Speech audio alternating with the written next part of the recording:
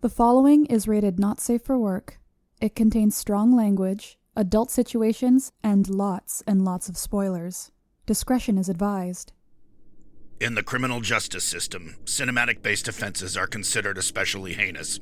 The dedicated attorneys who investigate these villainous films are members of an elite squad known as the Reels of Justice. These are their stories.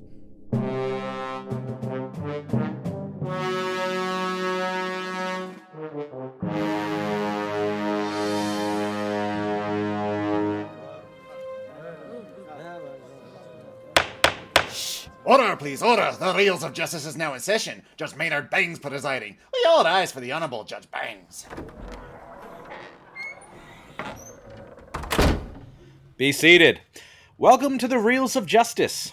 Today, we are hearing the case of The People versus The Peanut Butter Solution, a 1985 Canadian children's film about a young boy stricken bald from fright who receives a magic hair growth formula from two dead hobos, which horrifically causes his hair to grow non-stop. Are we certain this is a children's movie? Yes, Your Honor. Please continue. We did check. Yes. For those of you unfamiliar with our court proceedings, we are here to determine if this film is guilty of being a bad movie. As always, films are to be considered excellent until proven awful, and the burden of proof lies upon the prosecution to prove beyond a shadow of a reasonable doubt that this film is guilty. Mr. Big Ben Haslar, you are appearing on behalf of the prosecution. You may present your opening statement. Ladies and gentlemen of the court, Your Honor, distinguished colleague, this is an absolute mind melter of a film. It features a kid yelling at his pubic hair to stop growing. I mean, the prosecution be allowed to rest our case on this point alone. But like throwing acid on a wound, this film compounds this outrage by not just being an insult to puberty, but also being an insult to bald people. That's right. I stand before you today as the very definition of a bald man. I am baldness incarnate. It's true. And this film would have you believe that a man of my condition has no hope in life.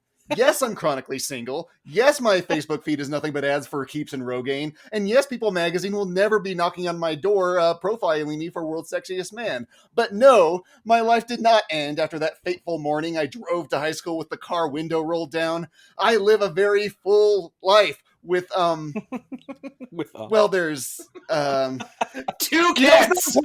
It's not important what my life is filled with, you guys. The point is this movie is lame, beyond weird, and it features a kid yelling at his pubic hair. All of this while it has the audacity to claim that it's a film for all. This isn't a film for sane people, I can tell you that for nothing. Abandon all hope, ye who enter this courtroom today. Thank you, Mr. Haslar. You do have your cats. That's true. Appearing on behalf of the defense is Mrs. Deanna Rooney. Please present your opening statement. Thank you, Judge. And first of all, may I point out to the court that do we really want to be listening to one Big Ben who feels that he is only big when he is openly threatened by the whimsy of children learning life lessons? Stop the trial, she wins. Huzzah! You may proceed if you have any further points. Oh yeah, I don't actually get to make that call. No, he doesn't. Your Honor, I defer to the court on if you would like to carry on. I feel comfortable in my defense that we can go ahead and jump into the proceeding if you are. Yes, I think for the sake of the exercise, we should continue the trial. Thank you very much. Prosecution, you may proceed with your first exhibit. All right, so this kid, Michael, goes into a burned mansion and gets scared so bad that his hair frizzes out like Albert Einstein.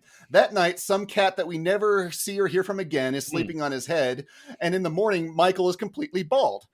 So now the dad's first thought is that the cat made him bald, even to the point where they take him to a doctor asking if this cat did it. Not only is this movie insulting to bald people, it's also insulting to cats.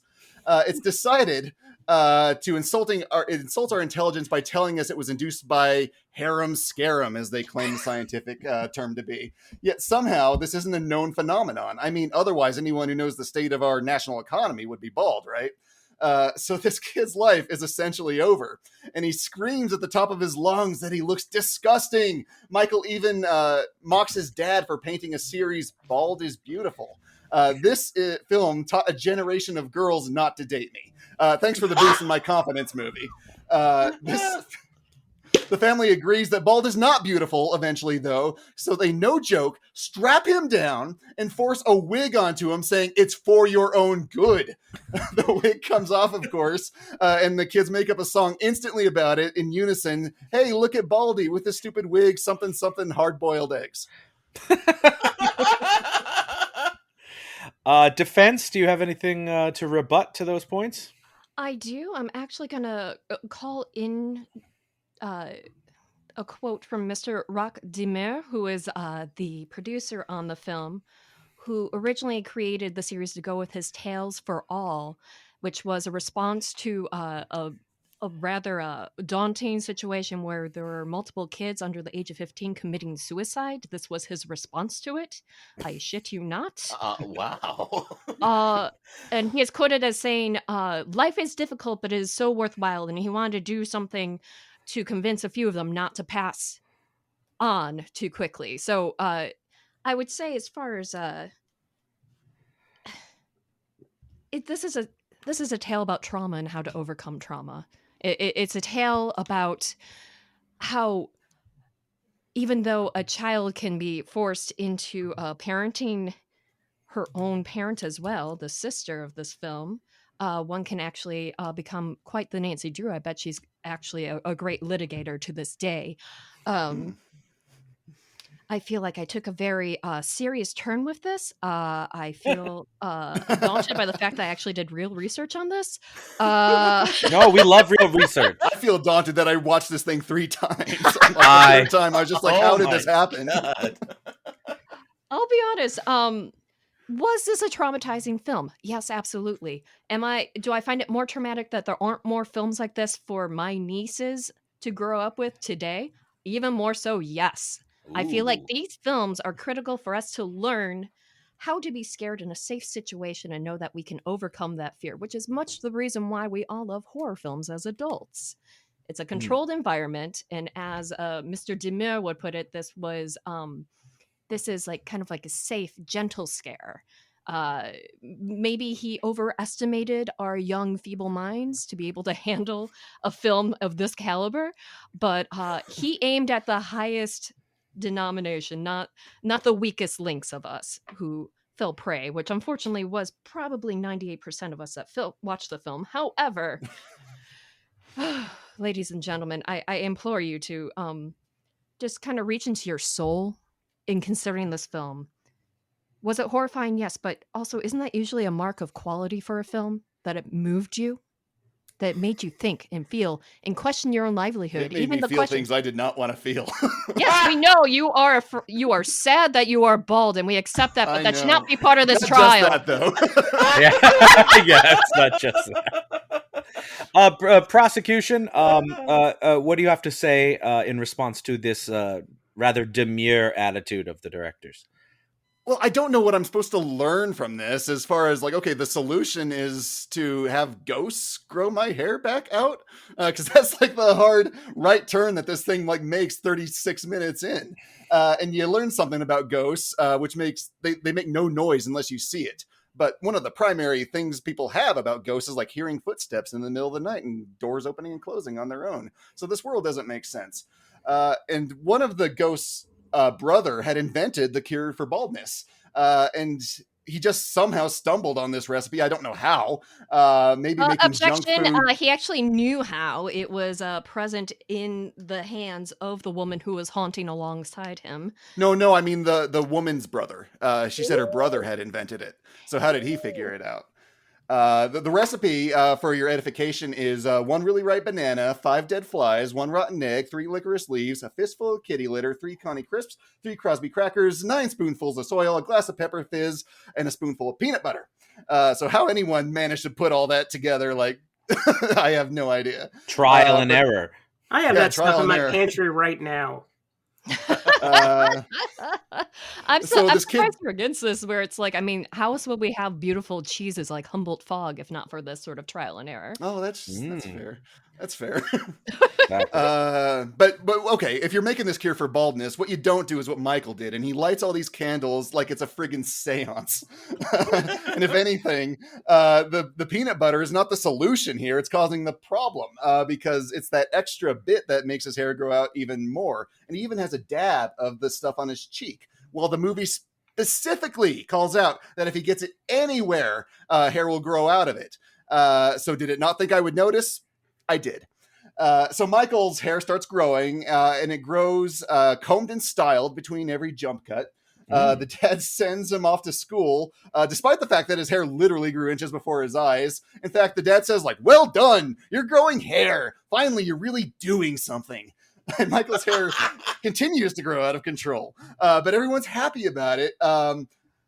Surprised they don't play like "Give Me a Head with Hair, a Long Beautiful Hair" while he's like playing soccer and maintaining it. They didn't have the rights to it, and neither do we.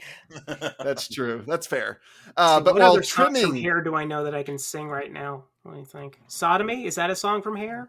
Oh, never mind. Oh, God. And his friend is like helping him out by like trimming the hair from the bottom, not from the top where it might make sense, no, from the bottom, just an inch at a time, instead of, buzzing it from the root. But the weirdest piece that I mentioned in my opening statement is that this 8-year-old whatever kid, Connie, he puts this stuff in his groinal area. And hey, I don't want to talk about this either, but the film is making area. The film's making me blame the film.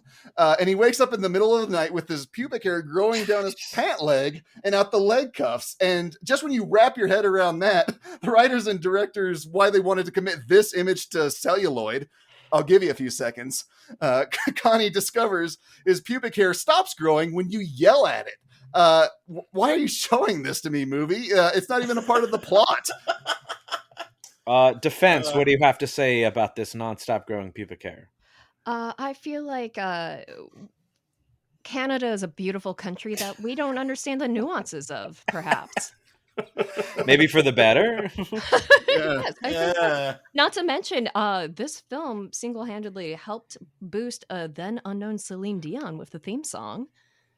And I'm also, my point also, I have problems with Big Ben's lack of questioning of other things that would be possibly problematic in the film, but instead he's so biased towards these issues of hair, and more hair. Oh, well, that's what the film's about. That's what the first half of it's about.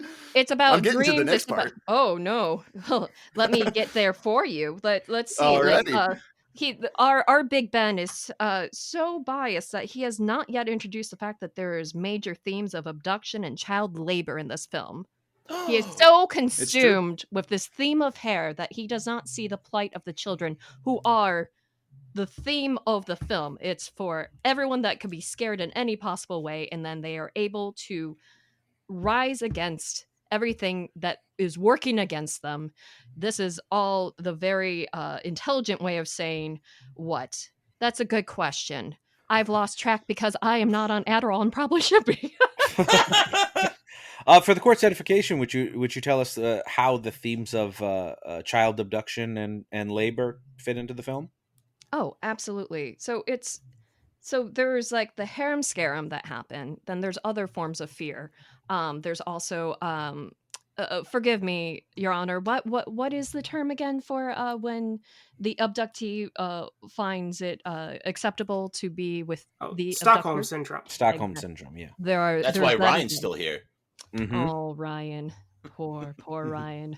I see nothing being recorded on his line right now.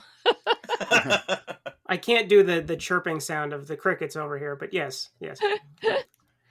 Oh no, I'm sorry. I'm throwing things with rage right now because Happens to me when I watch this movie too. Completely understandable. Listen, Your Honor, permission to approach the bench. Permission granted. Hey man, listen, I'm like having a bad day and I'm like not feeling really smart right now. I feel like, given like our last trial together, like maybe you could give me a pass on this one. What are you guys talking about? What's going on over there?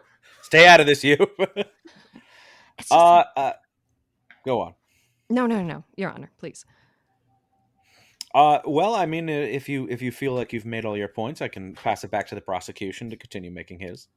Yeah, I feel like the movie's just like really good, and I don't even know why I have to defend it. Like, I feel like you watch it, it's good, and the story, like, why do we even have to have like a trial over this?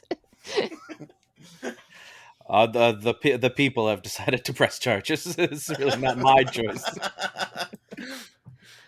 Oh, okay. That's I mean, that's cool, man. All right. Yeah. No, I'll go back in. Yeah. Thank you, Your Honor. Thank you. All right, good. Prosecution, do you have any further points you'd like to make? She didn't slip you a 20, did she? No. No.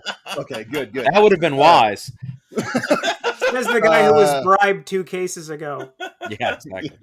Possibly not chronologically, but who knows? Yeah, a lot. So I'd like to go into what she was talking about with this child abduction, because that's the third right turn that this thing takes out of nowhere. The kids have this arts teacher called the Signor, who apparently hates imagination, and the school didn't do any sort of background checking on him, as he was fired from 4 schools and forges paintings on the side. Thanks for giving kids and faith in the public school system movie. Anyway, this discharged teacher spots Michael and immediately knows his worth as an endless paint bristle and god ugly haircoat supply. The movie shoots over these plot points about how Michael, Connie's baby sister, along with 20 other kids, are missing. But this isn't even posed as the real problem, as the kids are wrestling with. Their dad apparently doesn't want to paint anymore. This is the real problem, not Connie's missing baby sister. So instead, they hit the pavement, putting up posters about the missing siblings. Instead of doing that, they go to an art supply to go buy their dad some new brushes. All of these plot points are given to us in 2 or 3 minutes. So the kids go there. They find out that this art supply store has a red truck that just gives him paintbrushes, and he charges $20 for them.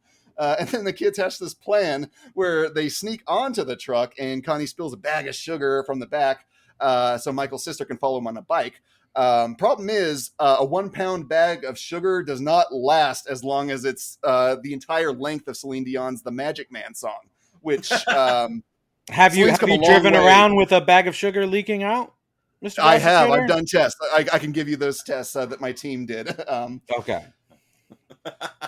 So we find out the Signor means to hypnotize all these kids, but he never had a way of a method of using that until, I need to sell paintbrushes.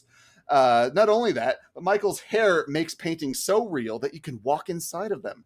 But selling paintbrushes is the scheme he lands on with this incredible power. But wait, I'm still not done trying to figure this piece out, because one thing I know about the Signor is he hates imagination. Like people in the art class earlier were like painting things other than the realistic dog in front, and he can't stand it. So he has this army of kids in a sweatshop making 500 paintbrushes a day that all of the art supply shops within driving distance of Montreal must be gobbling up. He doesn't even paint himself a lavish palace to sleep in. He sleeps in his dank sweatshop. So you might argue it's because he has these tripwires that he needs to maintain. But how he maintains these tripwires, I have no idea, while having the kids work there all day. Sorry, I lost my train of thought. It's easy to see why. I'm confused. I know. And then Connie stumbles ass backwards in the Signor's kryptonite, which is he really wants to have a son. So just muttering, "I want you to be my father," somehow makes the Signor forget all about Connie trying to escape and free Michael literally minutes ago. Instead decides to paint him whatever he wishes. And the thing comes full circle by having him paint the house in which Michael got originally scared in. And that fright somehow transfers from Michael to him, even though Connie had the pubic hair growing uncontrollably. So the fright was never transferred to him. This logic, no matter which way you approach it, doesn't add up. Every plot hole is just a rabbit hole you can lose your whole day in. The prosecution rests. All right. Defense, I don't know if you have any exhibits, but can you put this rather confusing plot and its potential holes into some sort of context for us? Your Honor, I'll be honest, I thought I understood the plot, but I got confused hearing Ben go on and on about it. I felt I had to, just because I'm sure like no one out there in the courthouse listeners world has seen this movie. So it's on YouTube, kids. It's on YouTube. On YouTube. I used to own it on VHS. Because That's interesting. I also own Dancer in the Dark, but we'll discuss that later. Your Honor, ladies and gentlemen of the jury, listeners who have decided to bring this film wrongfully to court, this film is truly, Big Ben brought up like, why didn't the Signor paint a palace for himself? Why? He had no imagination. We're looking at themes of like what goes on in a objection. child's head. He does paint like forests and stuff with like rivers and they walk into them. Oh, true, but it's like he has no imagination for himself. Like as far as he got was to effectively figure out like his dream for himself is to make beautiful paintbrushes. From children's hair. Children's hair, which also I was going to save this for my resting case, but I realized I might as well get it all out because I'm most likely going to forget it anyways. Fire with all cylinders, baby. I'm trying. See, this story is like, we're following Michael, sure, we're following everyone. The fact of the matter is, it's like this movie is about valuing yourself, otherwise someone else is going to make brushes out of you. That is like the driving force of this film. Why did Connie's hair stop growing like in his nether region? Why? Because the young man valued himself and he took control of his destiny and he yelled at it and it stopped growing because he had a sense of self-worth. But you know what? Michael didn't have that. He was down on the dumps. At first he's like, oh, I don't like being bald. Then he's like, oh, I hate having all this hair. The boy couldn't like figure out like what his deal was. He was having an identity crisis. And once he figured out who he was and he was able to like approach the fright and like take ownership of his life and not be a victim anymore, the hair stopped growing, man. Right. All right. Do you have any further points you'd like to make before you rest? I'll be honest. Actually, may I approach the bench again? Yes. Come on back up. Listen, man, this is not going well. You don't think so? I don't. No. I'm just having like doubts about a lot of things right now, and Is it the movie? It might be, but you know what? I feel like it'd be wrong for me to throw a client under the bus like that. What do you say? Like, can we just do a private arbitration, like maybe in your office or something like that? I don't even know how those work. I don't know enough about law. Wait, Judge, what? I'm sorry. Fake it until I make it this whole way. So, listen, it'll take like 2 minutes. Yeah, we're like almost wrapped up here, but like it's probably gonna be a mistrial anyway. So let's just let's see what the jury has to say about the film. There's some reasonable blokes. Yeah, but do we really want to hear what they have to say? I want to hear what Ryan has to say. Oh, no. Yes, you do. Why can that juror hear everything we're saying? Well, this is a private conversation. What are you guys talking about? Quiet, you! All right. I just wanted to say, hey, what's up again? That's cool, man. All right, I'm gonna go back. All right. So I think both sides have rested their case. So the attorneys will now present their closing arguments. Prosecution, you may begin. 1 really ripe banana, 5 dead flies, 1 rotten egg, 3 licorice leaves, a fistful of Kennedy litter, 3 Connie crisps, 3 Crosby crackers, 9 spoonfuls of soil, a glass of pepper fizz, and a spoonful of peanut butter is not a cure for hair loss. I repeat, 1 really ripe banana, 5 dead flies, 1 rotten egg, 3 licorice leaves. Okay, it's not a cure for hair loss. It will in fact attach odor so foul to your scalp that you will be more single then than you ever have been in your entire life. Even your pet won't be able to stand the scent of you. So that is just my public service announcement to all bald people out there. Thank you. Thank you. Defense, please present your closing argument. Thank you, Your Honor. Everyone that's listening, I thank you for all your time and your consideration through all the mumblings of me and my colleague as we work our way through the majesty that is the peanut butter solution. Oh God. Okay. But you know what? We made it. We're here. We're discussing it. We're gonna get to arbitration or something. We're gonna wrap it up, baby. And what Back am to I the trying film to may say? be put to Back to death. the film. No. This is why. This is about love. This is about whimsy. This is about trauma. This is rising against adversity. This is about increasing the sales of sugar in a stumbling economy in Canada. This is about boosting a career of like a starlet named Celine Dion. This is about promoting like non-realism in art class. God damn it, how many tree stumps do you got to draw in second grade? It's insane. This is about negligence. This is about like having ownership. It's about growing up as a latchkey kid with a parent that doesn't parent and then turning out all right. God damn it. And if this movie doesn't teach you that in spades, I don't know how we're all alive. Honestly, we're all alive because of this film. We all made it because of this film. And even if you did not see it as a kid, you know what? Someone else important in your life did. And you know what? They saved your life because of this film. I rest my case. Thank you both, members of the jury, Mr. Rob Maynard, Mr. Dylan J. Schlender, and Mr. Ryan. I never thought of a nickname, Luis Rodriguez. You have all heard. Ha! Hey, I was gonna do pubic hair down his pant legs, and Yeah, I crossed it out. He crossed it out, so I didn't do it. You have all heard the facts concerning this case. It is now up to you to determine if this film is guilty of being a bad movie. The bailiff will escort you to the deliberation room to render your verdict. I must have spilled some of that on my knuckles. Trimming that is just as bad as trimming my beard. Ryan, why don't you be foreman? You've got pubes Okay. down to your pant legs. Oh, fuck you. Dylan, what you thinking, buddy? Oh, wow, so many things. Well, the Peanut Butter Brief was a really weird Not movie. what This it's called. strikes me as one of those movies where you don't even know if you saw it, and years later you're online. It's like, hey, did anyone ever like remember this weird movie about like this kid whose hair was growing and was made into magic paintbrushes? And you read that online and you're like, wow, this guy's crazy. And then now everyone's like, oh, no, yeah, I've seen that movie. I've seen that. You know, yeah, it's the Peanut Butter Offensive. And it's like, oh, wow, okay, here it is. It actually exists. Man,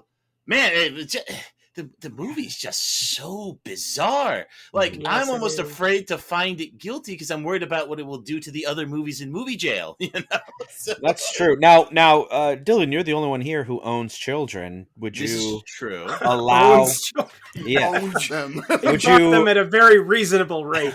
Yes. Absolutely. Would you allow them They're to available watch? for parties. Would you allow them to watch this film? Would I allow them to watch it? Sure. I Would you don't compel know. them to watch it? No, I don't think they would. I don't think they would enjoy it very much.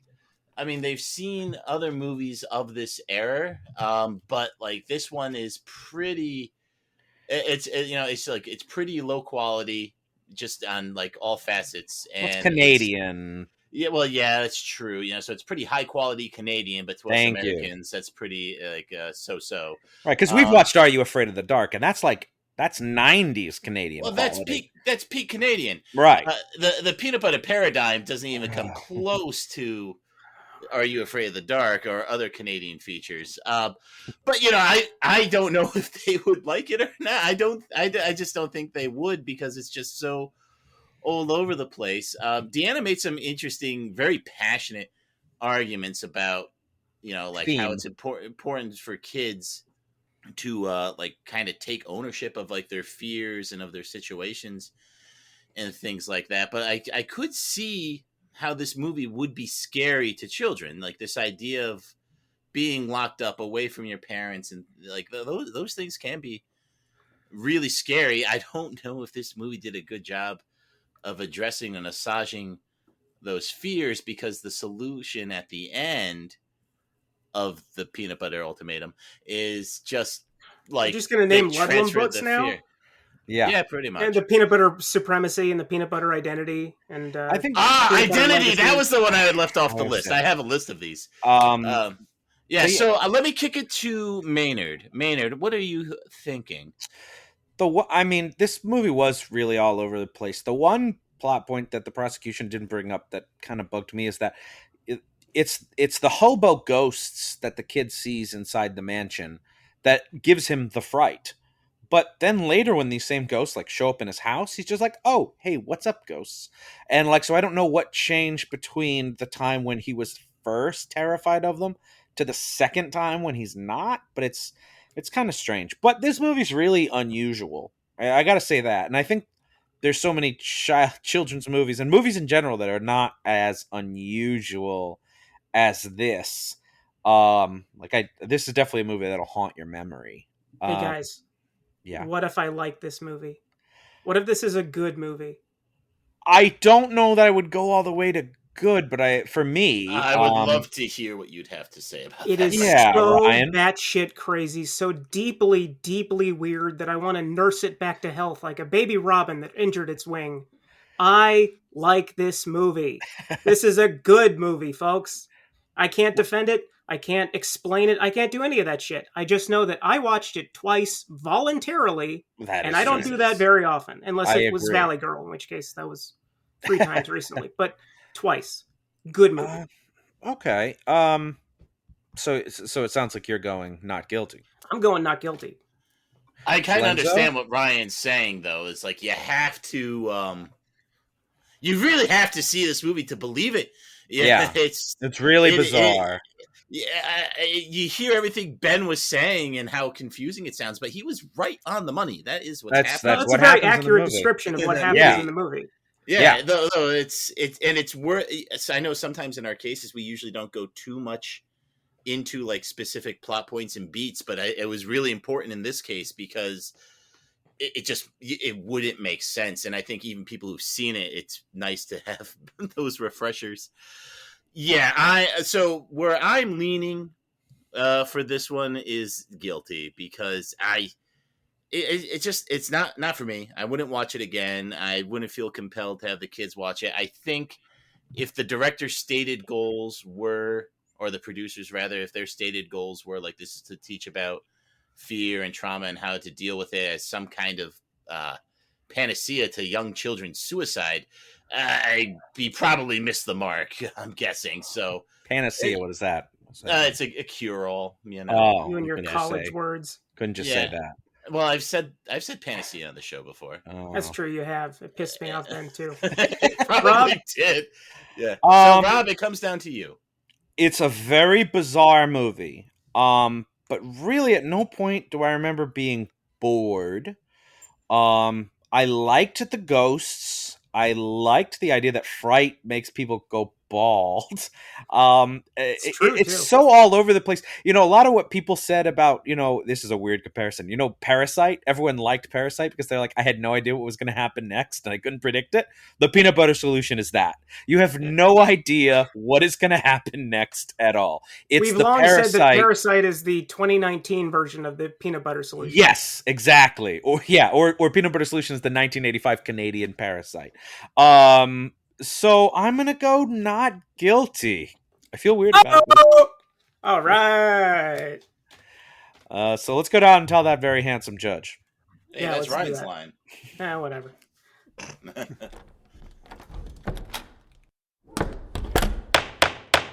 Mr. Foreman, have you reached a verdict? We have, Your Honor. In the case of the People versus the Peanut Butter Solution, we find the defendant not guilty of being a bad movie. Really? Really? No foolies? No she foolies. slipped you a 20. I knew it. Well, the verdict is somehow rendered. The Peanut Butter Solution is free to go, I guess, and I hereby order an even grittier, darker remake be produced for Disney+. Court is adjourned. I say that as a joke, but that will happen. That I guarantee that will happen. I don't. We live in the worst timeline. Okay, hi everybody. I'm a small child that used to be kidnapped by that guy in the Peanut Butter Ultimatum, but now. Wait a minute, I want to say I use that one already. The sanction, the Peanut Butter sanction. Alright, here guys. I was a small child that was kidnapped in the Peanut Butter Equation, but now I'm free, just like this movie. So, Mrs. Deanna Rooney, tell us how you feel about today's verdict. I'm baffled, surprised, elated. It feels unearned. I am grateful. Yeah. I don't know. I'm gonna go stare at a wall and just soak it in because wow. Thank you. All right, you do that. And here comes Big Ben Haslar. Big Ben, you do realize if you won, I would still be a child slave. Your thoughts? And your mind would still be melted after having seen the peanut butter solution. So congratulations to my esteemed colleague, Deanna Rooney. Great job. You won the case. But every mind that has been melted from here on out is on you. So I just want you to live with that. Gladly. Well, all right, that's all we have from the courthouse today. Let's go back to the studio for post-trial analysis. Did I mention I was from the Gabagool Gazette? Because I am. I'm from the Gabagool Gazette.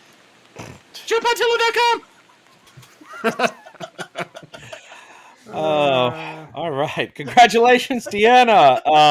Oh man. Yeah, I don't know if it was unearned. I mean, Ben talked a lot about the plot, but you really talked a lot about the themes, and you had a lot to say about them. I did in very rambling, long-winded, spaced out phrases. You did it without Adderall. That's so. I think you're the first lawyer to ever approach the bench. I'm surprised we haven't done that. Surprised too. It made me in my back pocket, but yeah, you beat me to it. It made me very uncomfortable. I had no idea. I had no idea how to respond to any of it. Yeah, you're like, well, yes. Well, it's just because when Rob's the judge, he doesn't wear anything under his robe, so he doesn't want people getting too close. Oh no. That's true. But I think kind this of was agree with you in the verdict, though. I mean, it is a film you have to see to believe. Not that I'm saying it's good, but it is out there. It is weird. I would watch it again. I'd watch it again and show it, and I'd show it to friends. I think you need to watch this fucking movie. When I meet Dylan's kids, I'm going to show them this movie. Oh, they won't live up to the hype. News, Ryan's never met my kids. What was it like the first time you saw this, Deanna? Oh shoot, I think in high school, like my brother found a copy of it at a thrift store, and we got instantly obsessed with it, and we just watched it. Like, do you feel like you watched it through the lens of it being bad or being good? There was the first one, which was very much what the fuck are we watching? And then very much like you guys have all seen Port of Call New Orleans, right? Yes. It was very much Bad Lieutenant, right? Yeah, it was very much that experience for me. Mm-hmm. And then you don't believe that you saw what you saw, and so you go back again against your better judgment, and then you still don't believe it, and you just keep revisiting, and you're like try to zero in on specific moments, and you're like, okay, I think I got a handle on that, and then you move to the next one, you're like, no, it's lost, it's gone, I don't know. Like poking a bug beneath a magnifying glass, and it just like squirms, and you're like, whoa, this is so weird, I got to keep poking at it. What's going on? Yeah. And that kid's pubes just keep growing. That was so weird. That's so strange. But I think it was a good verdict. I feel like it makes up a bit too. For the last time you were here, you did Ticks, and you defended, I prosecuted, and we found it guilty. But it's haunted me ever since because I actually liked Ticks. No. I voted innocent for Ticks. Yeah. And that's why we call him Ben Votes Innocent. He never does. Because I never do. But yeah, I really liked Ticks. So I'm glad that we could kind of make up for that one. And justice could kind of slightly be served. So, Deanna, what have you been doing lately? What's been keeping you busy? I've been doing stuff here and there. You guys maybe heard that Mystery Science Theater is coming back. I heard some whispers. Oh, yeah. We maybe have our own platform, so we don't have to deal with the whims and the lack of promotion from Netflix. And we got 13 episodes. Cool. Yes, very cool. The Kickstarter went very well. Gonna stick it to the man. Yeah, we'll show them how low budget comedy's really done, baby. Yeah. Return to form. Hopefully filmed in Canada. Oh my god. So that's very exciting news. And we look forward to that releasing. And are you performing in it, or have you mostly been writing? We are still in the process of drafting out the sketches in addition to the riffs. So it's yet to be determined in what capacity I'll be performing because, Lady Bonehead will very likely make a return, but as far as Oh, thank God. I know, right? The Dylan has a poster of her in his room. Oh no! I don't know how to feel about that. Yeah, I don't either. It's weird. I know how to feel about that. I bet you do. But yeah, like Dr. Donna St. Phibes, it's like if it's it depends on if we have a monster in a movie. Otherwise, there's no point in having her around necessarily. And then just ground. Crossing my fingers. They do crossing my third. fingers right Sometimes now. man is the real monster. If they do, I'm tired of man being the monster. When's the monster going to be the monster? Okay, Um, you've said that before too. If they're going to do 13 Drop that episodes, but if they're going to do 13 episodes, there's got to be a monster in there somewhere. I mean, I can't really speak to it because of NDAs, but Of we'll course, see. yeah, no, exactly, yeah. This is So where we they look pick apart, forward. like the 50s era soap films. We so- look forward to it happening, and I hope that Donna St. Phibes does come back, and maybe some interactions with Emily. I don't know how that's gonna be structured, but Yeah, I'm we'll really see. excited to see. Like I know like Emily's first 2 episodes, and I'm really excited for her. They're going to be a lot of fun. Yes, Cool. we love Emily. We've had her on this podcast a couple of times, so she Excellent. is great. She is. So we always ask for recommendations from our guests for movies that you think people should see. So what is a movie that you think people should check out? All right. So it's not recent. It's actually much further That's back in one director's catalog, but I highly recommend, just so you can question me as a human being, everyone should watch, please watch Dogtooth. Good movie. Yorgos Okay. Lanthimos' I believe it was his second feature, right? I think so. Ryan? Yeah, I think Alps was first. I think this one's second. I think Yeah. so. Okay, Um, what's this about? I'm not gonna say shit, man. Just watch No, it. tell us a little. You Is don't it have to give essentially us. the peanut butter solution too? Yeah. I Is it about like tricked a y'all. giant? Is it like about a giant like radioactive poodle that runs around killing everybody? That'd be Nah, cool. it's like a nice little mood piece about family and control and what is growing up and what is life and what is identity and just watch it. It's messed up. It's really Sort of a messed think up. The piece. less you know about it before you watch it, the better. Yeah, Yeah. Just go in and watch it. And I'm Hopefully sorry. the poster doesn't have spoilers on it. And it has some of my favorite dancing I've ever seen on film. There you go. See, Well, those there's are- the lead. those are the kind of points I like to hear. It's like break dancing, ballroom. I assume jazz tap. Yeah. Mm. Although I should say, shoot, I can't say it's my favorite because now it's like, since we were talking about like Portugal, New Orleans, actually the break dancing is like my favorite. The shoot him again, his soul's still dancing, which is There you also go. a line in a AJJ song because Sean Bonnet is a big fan of Nicolas Cage, as am I. No, we like Nicolas Cage too. Did you see Pig? I haven't seen it yet. I'm so Oh, okay. Oh, I it's like interesting. Jonah went without me to the premiere, and Wow. I know, right? That is rude. That yeah, it's a lot to reconsider now about him. I know. Yeah, my whole conception has been shattered. Yeah. no, Emily is please, not my hubby, favorite host. no. I take it back, please, my husband. But no, I'm very excited to watch it. Yeah. It looks. Ugh. I mean, like, what was it? I just revisited Adaptation recently, and just like whenever he like commits to a film, it's just he always brings it. He's amazing. Yeah. It's heartbreaking. It's so Yeah. good. That's what I heard. That's why I've been afraid to jump into him. Like, but also, are you ever in the mood for heartbreak? I mean, Only every day. That's deep. That sounds like a great song title. It is, you- yeah. Are you ever in the mood for heartbreak? In parentheses, only every day. By Paul, I believe that's Paul Young's other big hit, Dylan. Oh, hey, we brought it back to such a Can you no one. lend me Something that your nobody has any hand? idea what we're I talking like about. I like That's to make great. boomerangs to pre-recorded comments. So that's an inside joke. We actually do that. Like we're recycling all of our bits today. It's a good Yeah. day. No, I like that. Well, this and- episode did come out on Earth Day, so No, it's not. Big Ben, you were the prosecution. So what do you have for a recommendation? I'm going with another film that takes place in the northern land of Canada and recommend Scott Pilgrim versus the World. Absolutely adore this film. It's directed by Edgar Wright, so you know that this thing just has style for days. It's hilarious, easily in my top 5 when it comes to comedies. And if you ever find yourself sort of struggling with how to deal with dating, mostly because of your own shortcomings, there's a lot to identify with here. And maybe, like Scott at the end, you'll learn something. Or maybe not. It's still hilarious either way. Yeah, I feel like, is this a therapy session for you today, Ben? Or? I get a little real in this one, yeah. Yeah, you really do. Really? The feels of justice. Yes. I mean, it's already reels. We just REAL. Reels. But feels, too. You're right. I like it. The real feels. Wait, I want to go on a limb and say I think Ryan does not like Scott Pilgrim versus the World. I love Scott Pilgrim. I actually saw it in the theater like 2 months ago when it came back out. I was so happy to be there. I haven't seen it. Well, there So you go. good.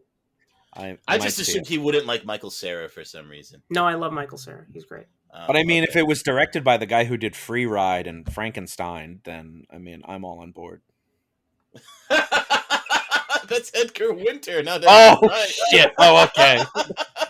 Oh, that took me a minute because I was thinking like your ways, man. I'm glad you pulled it out for me. I was thinking, like, do I know a movie called Free Ride? Like, we have fun here. That is dude. Free Ride is such a good song, though. Yeah, and we just sang it, but we had to take it out because we don't have the rights to it. But that sign up for our Patreon and you'll be able to hear it. No, you won't. Non-existent. Sign up for Ryan's Patreon. Yeah, there you go. Please. I need Ryan, you have to do a bonus episode where you talk about Free Ride at least a little bit. That way they don't come at us and say, what the hell, we signed up for Ryan's Patreon. Say, this is a song that I kind of know, but Dylan said something stupid on a podcast, so now I'm doing a bonus episode. I have to cover his ass again. Episode's like 5 seconds of, it's all right. A note on Free Ride. Okay, all right, that's enough about the Edgar Wright group. I'm gonna go with my recommendation since I was the judge, and since we're talking about children's movies from the go-go 80s, I'm gonna recommend The Never-Ending Story from 1984. Despite being the most blatant case of fraudulent advertising in film history, running a scant 94 minutes, it's really a wonderful example of a story within a story, which is maybe why it's never ending. The curious inhabitants of the magical land of Fantasia, I can't remember what it was, are brought to life through the marvel of handmade practical effects by Jim Henson's non-union West German equivalent. And blue screen, because apparently they didn't have green screen yet. It was directed by everybody's favorite television chef, Wolfgang Peterson, and just so happens, I'm killing Dylan today, and just so happens to be his first English language film. It is very loosely based on the first half of a book by the same name, so loosely based, in fact, that the author attempted to sue the producers and lost. However, it did manage to spawn 2 sequels, which also run about 90 minutes each. The second covers the other half of the book, and the third is a wholly original story with creature effects done by the actual Jim Henson Creature Shop. The first is not available to stream for free anywhere, but you should buy it. The second is on HBO Max right now, and the third seems to only be available on DVD and Blu-ray. And the author had so much trouble suing because he was still writing it. Yes, I believe that is the point. Dylan, since you made the joke and laughed at all mine, you get to make the next recommendation. All right. So while we were watching The Peanut Butter Maneuver, it reminded me of a Disney movie that I watched and I enjoyed considerably. It has people out of place and out of time and results in an adventure that really sticks with you. I'm, of course, talking of Flight of the Navigator. It is a film that follows a boy that is abducted by a sentient alien spaceship and is then flung 10 years into the future, and he has to find his way back. And much like the Peanut Butter Solution, it's the kids missing. Yeah, well, I got through all my jokey ones. I did not go with the Peanut Butter Identity, so maybe I should have said I'm glad that, I gave you 3 of them that you didn't even use. Thanks, Peanut Butter Fellowship, Peanut Butter Rebellion. I didn't write them down because then everyone would have heard my typing, and it would have been a whole to-do. But anyway, so Flight of the Navigator, it's a Disney movie. It's on Disney+. That is a good one. That is one I think I would want my kids to watch. And I always thought the guy who played the younger brother in the future was the same guy from Are You Afraid of the Dark? And it wasn't. Which guy? Russ Hill. So like the leader of the Midnight Society. Oh, Gary. But, yeah, I thought it was him because it looks just like him, but it's not him. Huh. Yeah, Oh, that happens. Has That anyone happens. seen this? I haven't seen this Ghost and Navigators. Or Flight of the Navigator, yeah, good Flight movie. of the Navigator, yeah. Good movie. Okay. All right. Yeah. Well, if Ryan says it's good, then I'll Helped buy it. inspire Ryan's the saying last every Avengers movie's movie. good today. Ryan's saying every movie's good today. So. And Ryan, you get to send us on home today. I chose another family film from 1985, possibly my second favorite film of the 1980s. It's Tim Burton's Pee-wee's Big Adventure. From the haunted carnival music courtesy of Danny Elfman to the genuinely sweet heart at the film's center, this is one for the record books. If you have kids, watch it with them. If you don't, borrow someone else's children and watch it with them. Then return the children, obviously. Dylan's are available. He said so. Yeah, I borrowed Dylan's children a lot. Pee-wee's Big Adventure is currently streaming on HBO Max, but I hope it comes to 4K soon. Hey, Ryan, Paul Rubin's in my movie too. Yes, he is. He's the voice of the it. spaceship. That's right. We didn't even coordinate this. That's just how good. This is like when Kaylee and I both had World War II movies. So I'm plugged in. I'm ready to go. Do we Let's start making recording. out now? I hope so. That app's next, right? Jeez. That's great. What is going on? I don't know. Deanna, have you seen any of these movies that we mentioned? All except for Flight of the Navigator. It was one of those things like, you know how like you'll hear of a band and you'll be like, oh, I don't know about that name. I don't even know what that's about. And you just decide not to look into it whatsoever. You just write it off. That was Flight of the Navigator for me, but it sounds amazing. I'm going to watch it. I agree with you. Amazing might be a bit strong, but it is fun. No, Because you recommended it. Why would you recommend it and say it's not? Well, I usually recommend Charlie Bronson movies, so this is a step up for me.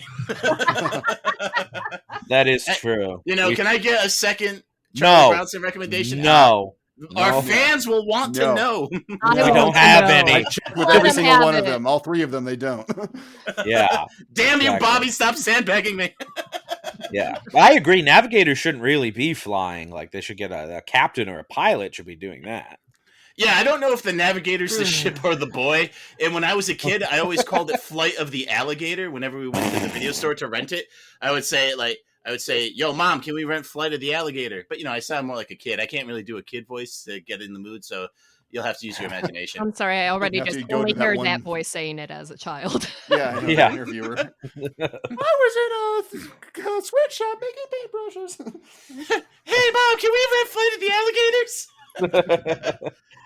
Very good. Dylan, don't you have a thing to say?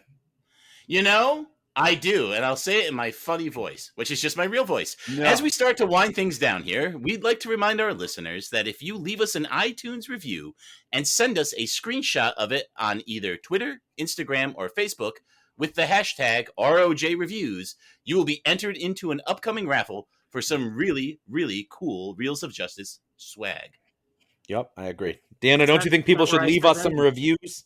Yes, what they said. Please leave them reviews. Leave all the reviews. Leave every review. They don't even have to be good. Well, I mean, it would be I nice. hope everyone just like, I'm leaving a review, and that's it. No, we will read them if they're bad. We'll read them. Leave us bad reviews. We'll read them. We will taunt you mercilessly. Now where I step in? Yeah. Okay. Speaking of reviews, here's a really nice one.